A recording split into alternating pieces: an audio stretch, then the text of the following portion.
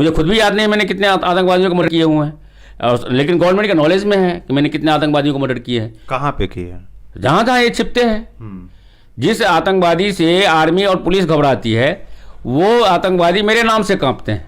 अच्छा बाबा, कोई तंत्र मंत्र भी करते हैं क्या जिससे आतंकवादी या मुझे फिर? तांत्रिक सम्राट कहा गया है, मुझे किंग ऑफ ओकल्टिस्ट कहा गया है, और उसके बहुत सारे प्रूफ है आज भी।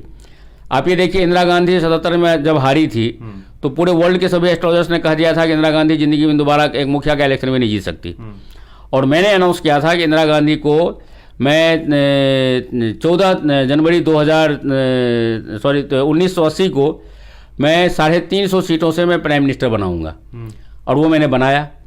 और उसमें तो बल्कि अशोका हॉल में एक मजाक भी हो गया था। इंदिरा गांधी ने शपथ ग्रहण के बाद ये कहा पत्रकारों को कि स्वामी जी ने तो 350 सीट कहा था, लेकिन मुझे तो 351 मिल गया।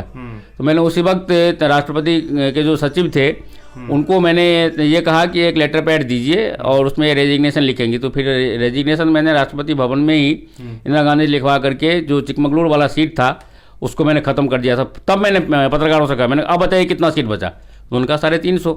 तो जो बात 1978 में मैंने कही थी उस बात को मैंने 14 जनवरी 1980 में मैंने साबित करके दिखाया।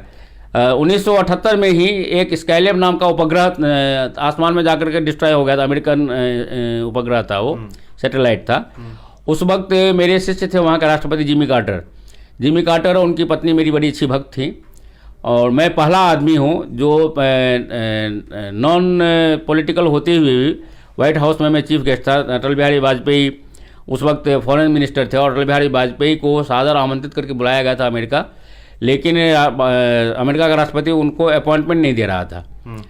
तब अटल बिहारी वाजपेयी ने मेरे से कांटेक्ट किया कि गुरुजी आप व्हाइट हाउस में हो, बड़ी बेइज्जती हो रही है हिंदुस्तान का मैं विदेश मंत्री हूँ, आप कुछ करो। तो मैं और जिमी कार्टर एक साथ हम नाश्ता करते थे।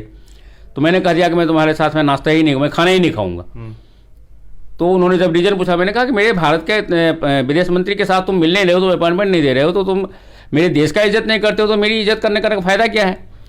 तब आपने देखा होगा 1978 में अटल बिहारी वाजपेयी को मैंने ब्रेकफास्ट पे राष्ट्रपति के साथ में बैठाया, मैं भी बैठा व्हाइट हाउस में, उनको मैंने सम्मान दिलवाया। तो ये उन्होंने जिमी कार्टर ने वहाँ पर वैज्ञानिकों का एक गोलमेज कॉन्फ्रेंस हुआ था पूरे वर्ल्ड के वैज्ञानिकों का, जिन्होंने हाथ खड़े कर दिए थे कि हम स्काईलैब के से जो विध्वंस होने वाला है उसके प्रभाव को हम निष्प्रभावी नहीं कर सकते। उसका एक टुकड़ा भारत में भी गिरने वाला था। तो वैज्ञानिकों ने, मोरारजी भाई थे उस वक्त प्राइम मिनिस्टर, मोरारजी भाई मेरे बड़े अच्छे से थे, तो उन्होंने मोरारजी भाई से रिक्वेस्ट किया कि आपके राजगुरु हैं स्वामी ओम जी, उनके पास पावर है, वो यदि चाहें तो स्काईलैब उपग्रह को वो किसी पानी में गिरा सकते हैं जिससे कि पूरे वर्ल्ड में से कोई नुकसान नहीं होगा। और जो डिस्टेंस था स्काईलैब का ज़मीन से आसमान का, उसके मुताबिक उन लोगों ने ये कहा था कि यदि वो चाहें तो ऑस्ट्रेलिया के सागर में उसको बड़े आसानी से डिवाइन पावर से वो गिरा सकते हैं। तो मैंने यहाँ पे प्रेस कॉन्फ्रेंस लिया था 1978 में प्रेस क्लब में, और मैंने घोषणा की थी कि मैं वैज्ञानिकों का चैलेंज में एक्सेप्ट करता हूँ। वैज्ञानिक जब हार जाते हैं वहीं से डिविनिटी शुरू होती है।